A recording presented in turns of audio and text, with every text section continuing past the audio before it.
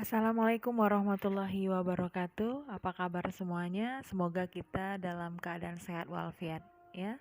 Baik, pada kesempatan kali ini, pada perkuliahan kali ini, adapun capaian materi yang harus kita kuasai adalah mahasiswa mampu menjelaskan dan menganalisis kegiatan ekonomi. Nah, materi yang akan kita jalankan hari ini, yang akan kita simak kali ini adalah mengenai yang pertama adalah konsumsi dan perilaku konsumen, yang kedua produksi dan organisasi bisnis, yang ketiga adalah distribusi. Baik, kita masuk ke materi yang pertama, yaitu mengenai konsumsi dan perilaku konsumen. Ada yang tahu, ada yang masih ingat apa itu konsumsi? Oke, baik. Konsumsi adalah kegiatan menghabiskan atau mengurangi nilai suatu barang dan jasa. Contohnya, makan nasi ya, adalah merupakan kegiatan konsumsi karena menghabiskan nilai guna nasi ya. Kemudian contoh yang lain, memakai baju juga merupakan kegiatan konsumsi karena mengurangi nilai guna baju itu sendiri. Nah, kita harus berhati-hati untuk menentukan apakah suatu kegiatan dalam menggunakan suatu benda termasuk dalam lingkup konsumsi atau tidak. Karena selain untuk tujuan konsumsi, suatu benda tersebut juga digunakan sebagai benda produksi. Nah, apa contohnya? Misalnya, Pak Muslim memiliki mobil ya. Pada hari Senin sampai dengan Sabtu, mobil tersebut digunakan untuk mengangkut penumpang. Nah, sedangkan pada hari Minggu, mobil Pak Muslim tersebut digunakan untuk rekreasi bersama keluarga misalnya. Nah, yang perlu Anda ketahui bahwa penggunaan mobil dari hari Senin sampai hari Sabtu tersebut merupakan penggunaan barang untuk tujuan produksi atau menghasilkan uang ya, atau digunakan sebagai benda produksi. Nah, sebaliknya penggunaan mobil yang digunakan di hari Minggu di akhir pekan oleh Pak Muslim adalah merupakan penggunaan mobil untuk kegiatan konsumsi. Nah, itu harus dibedakan ya. Nah, apa tujuan konsumsi? Nah, tujuan utama orang melakukan kegiatan konsumsi itu biasanya adalah untuk memenuhi kebutuhan hidup secara langsung. Ya, kadangkala orang mengkonsumsi barang atau jasa bukan hanya untuk memenuhi kebutuhan hidup, tetapi juga ingin mendapatkan penghargaan, ya, ingin mendapatkan pujian dari orang lain. Nah, ini dianya, ya. Nah, contohnya orang memakai mobil mewah, ya, selain untuk memenuhi kebutuhan, ya, kebutuhan akan penggunaan mobilnya, ya, tetapi juga dia ingin mendapatkan penghargaan dari orang lain, ya kan? Bisa saja kalau misalnya mau naik angkot, kan naik mobil juga. Nah, tetapi dia maunya naik mobil yang ini atau maunya mobilnya mobil city car, ya. Dia punya Ayla tapi dia mau mungkin lebih oke dianya pakai Mazda. Seperti itulah kira-kira ya. Jadi tidak hanya untuk memenuhi kebutuhannya saja, tetapi juga ingin mendapatkan penghargaan dari orang lain. Nah, kita masuk ke poin yang ketiga adalah ciri-cirinya apa? Nah, ciri-ciri yang pertama adalah benda-benda yang dikonsumsi adalah benda ekonomi. Nah, sehingga kegiatan menghirup udara, berjemur pada sinar matahari bukan merupakan kegiatan konsumsi. Ya, nih benda-benda yang dikonsumsi adalah benda ekonomi. Ya, nah kalau menghirup udara, berjemur itu bukan benda ekonomi. Masih ingat benda ekonomi apa? Benda ekonomi adalah cara pemenuhan kebutuhannya harus mengeluarkan pengorbanan gitu atau membutuhkan pengorbanan ya. Nah, itu dia. Kemudian yang kedua, ciri-ciri yang kedua, ya, benda yang dikonsumsi ditujukan langsung untuk memenuhi kebutuhan hidup. Contohnya apa? Penggunaan gergaji, penggunaan cangkul, mesin-mesin, atau barang-barang modal lainnya yang bertujuan menambah manfaat barang tidak dikategorikan sebagai kegiatan konsumsi. Ya, nah ini merupakan kegiatan yang langsung di dalam kegiatan produksi. Berarti dia tidak dikonsumsi, tetapi dia sebagai fasilitas. Ya, tujuannya adalah menambah manfaat barang, ya, bukan menghabiskan. Yang ketiga, ciri-ciri konsumsi yang ketiga adalah manfaat, nilai dan volume, ya, dari benda-benda yang digunakan tersebut akan habis sekaligus ataupun berangsur-angsur habis. Nah, itu adalah ciri-ciri konsumsi. Oke, sampai di situ paham ya? Nah, berikutnya adalah faktor-faktor yang mempengaruhi perilaku konsumen dalam melakukan konsumsi barang dan jasa. Nah, faktor yang pertama apa? Pendapatan, ya. Nah, semakin besar pendapatan yang diterima seseorang, maka semakin besar pula daya belinya. Akan tetapi sebaliknya, jika pendapatan seseorang semakin kecil, maka kemampuan membeli akan barang dan jasa juga semakin kecil. Nah, semakin sedikit barang dan jasa yang akan dibeli atau yang dimiliki. Karena apa? Kita tahu bahwa pendapatan kita segini, ini udah ada kebutuhan ya, maunya makan, tapi makannya itu biasanya makan nasi, pengen kayaknya makan steak. Seperti itu. Atau mungkin naik mobil Ayla, pengennya mobil Mazda, mobil Brio, kayak gitu, seperti itu. Jadi semakin tinggi pendapatan, maka semakin besar pula barang atau jasa yang dikonsumsi. Itu biasanya. Kemudian yang kedua adalah selera. Ya, selera konsumen ini juga merupakan faktor-faktor yang mempengaruhi perilaku konsumen. Nah, bagaimana? Nah, di antara orang-orang yang usianya sama, namun pengeluaran konsumsinya tidak sama. Karena apa?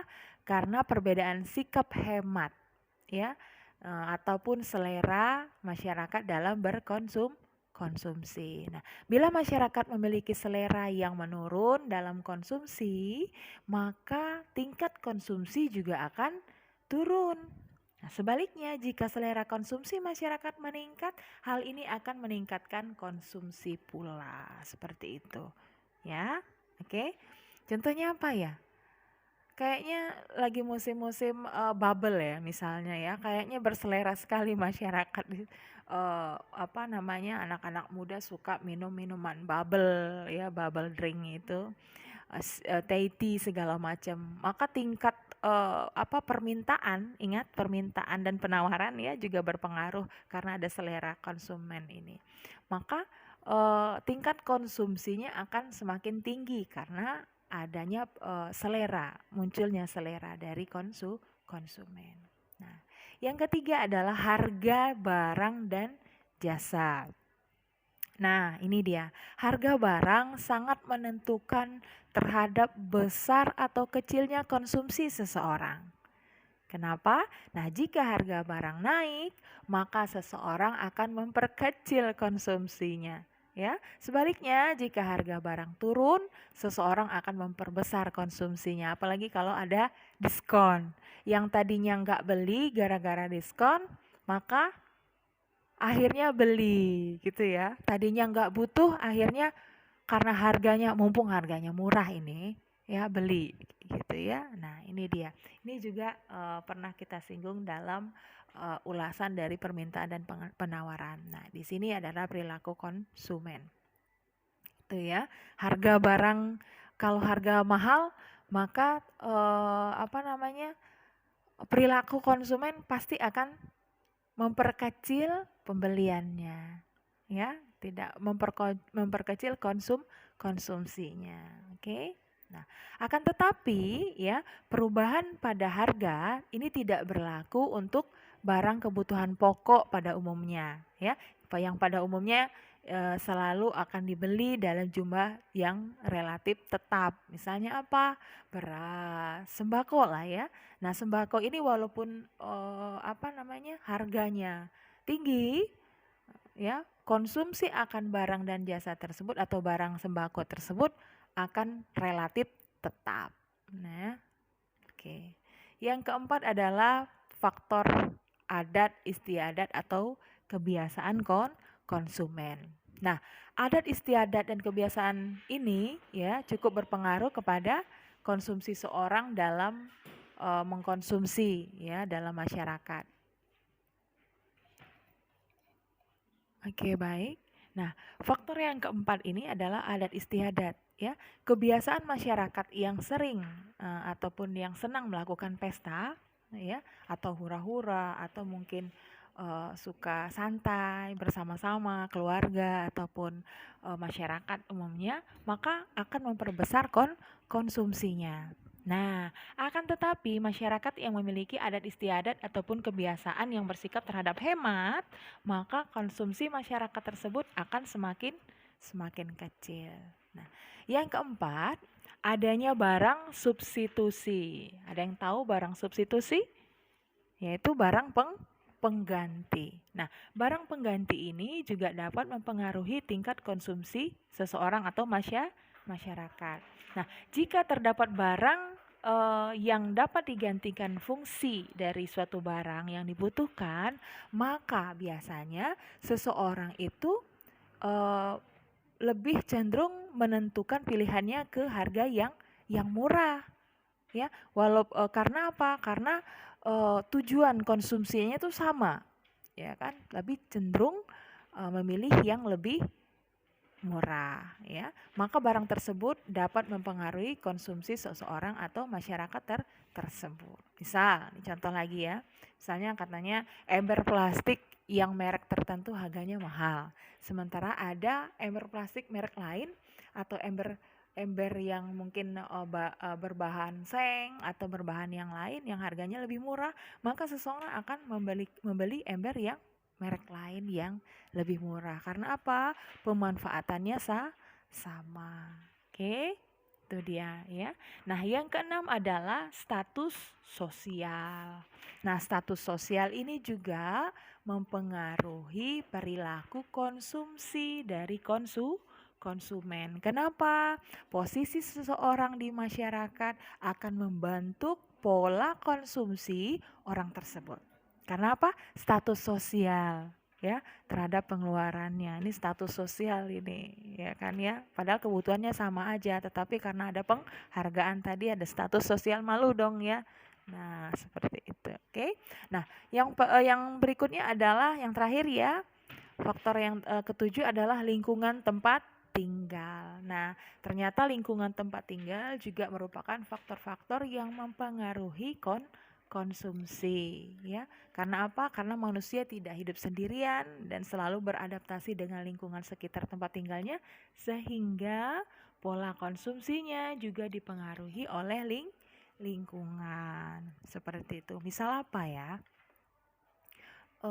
Lingkungan di tempat tinggal kita ini jauh dari kota misalnya ya, maka dia membutuhkan atau dia mengkonsumsi jasa Gojek misalnya untuk setiap harinya untuk berangkat kuliah atau berangkat kerja. Lain halnya kalau dia di lingkungan tempat tinggalnya mungkin dekat dengan tempat yang dia tuju gitu ya. Nah, sebaliknya seperti itu. Baik, sampai di sini mudah-mudahan paham ya. Oke, ini adalah faktor-faktor dari yang berpengaruh terhadap perilaku konsumen dalam mengkonsumsi barang dan jasa.